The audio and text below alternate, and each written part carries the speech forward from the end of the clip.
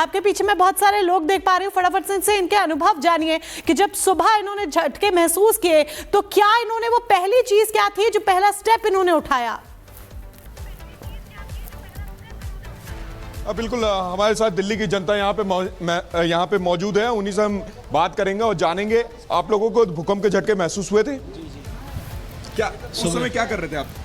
हम उठे हुए थे क्योंकि बच्चे के पेपर स्टार्ट हो गए हैं, तो जब उठे थे तो एकदम से झटका महसूस हुआ, और वो भी अलग सा ही झटका था कि जैसे भूकंप के मोस्टली झटके क्या होते हैं कि एक लंबे उसमें चलते हैं, वो एकदम से झटका है बिल्कुल से, और एकदम से। क्या पहला स्टेप आपने क्या लिया? हम लोग उठ के सीधा बाहर आ गए थे, दरवाजे के पास ही खड़े हुए थे। देखिए यहाँ पे कई और लोग हैं, उनसे भी हम समझेंगे। आपको भूकंप के झटके महसूस हुए थे? मैं तो अपना गेट धो रहा हूँ, मैं तो नीचे ही है।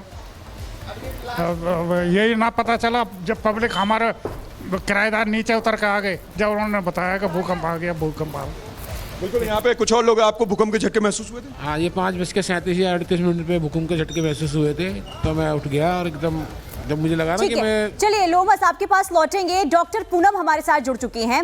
पूनम जी, देखिए आज सुबह सुबह जब ये भूकंप के झटके महसूस किए, लोगों में कहीं ना कहीं डर का माहौल और एक दहशत का माहौल भी देखने को मिला।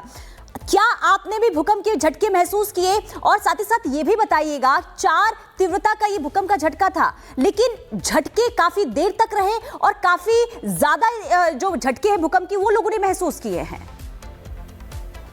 नमस्कार। आप बिल्कुल ठीक कह रही हैं। मैं भी इस झटके के साथ ही मैंने इसे महसूस किया, और महसूस करते ही मैं तुरंत बाहर की तरफ भागी। मैंने फटाफट, बट ये इतने फ्रैक्शन ऑफ सेकंड का होता है कि बाय द टाइम आप इस पे कुछ सोचते हैं, इस पे कुछ रिएक्शन करते हैं, समझ आता है कि ये डेफिनेटली एक भूकंप का झटका है। और जैसा कि हम सब जानते हैं,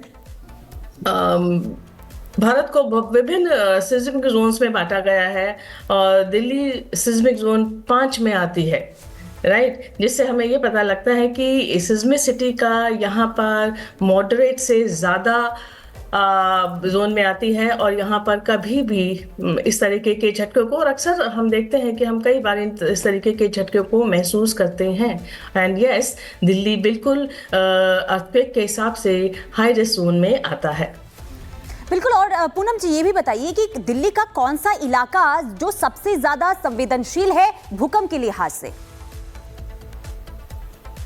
देखिए, जहाँ तक हम दिल्ली कोई बहुत जितने क्षेत्र में आता है, संपूर्ण दिल्ली ही अर्थक्वेक प्रोन जोन में आता है, लेकिन कुछ एरियाज को, जो एक्सट्रीम साउथ वाला हमारा एरिया है, उस दिल्ली को थोड़ा कंपैरेटिवली हम सेफर जोन में मानते हैं, कंपैरेटिवली, राइट।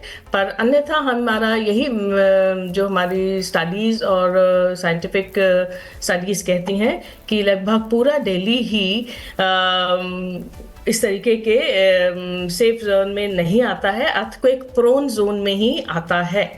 बट हाँ, जवाहरलाल नेहरू यूनिवर्सिटी और छतरपुर वाला जो एरिया है, ये कुछ ऐसा एरिया जो कंपैरेटिवली सेफर जोन में आता है।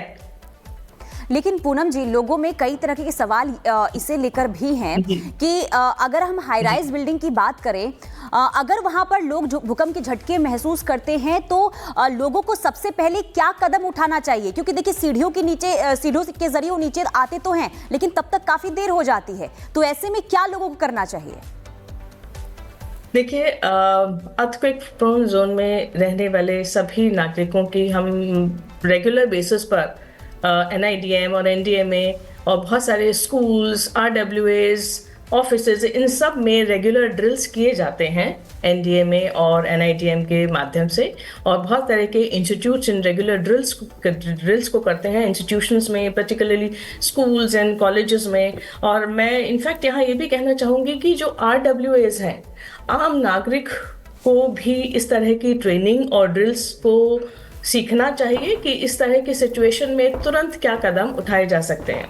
जैसे कि हम बिल्कुल मानते हैं कि आप अपने आप को सबसे पहले एक ऐसे ट्रायंगुलर जिसको हम गोल्डन ट्रायंगल टाइप का सिचुएशन भी कहते हैं, जहां पर आप सबसे पहले अपने आप को अपने सर को बचाने के लिए टेबल के नीचे या इस तरीके के किसी एरिया में अपने आप को छुपाएं, ताकि आपको एक थोड़ा सा सेफ जोन, सीधा कोई चीज़ आपके ऊपर आकर ना गिरे। बिल्कुल सबसे पहला तो यही है कि आप सीधा जहां पर भी हैं एक ओपन एरिया की तरफ बाहर आएँ। बट अर्थक्वेक आमतौर पर इतना समय नहीं देता है कि सभी लोग इस तरह की सिचुएशन में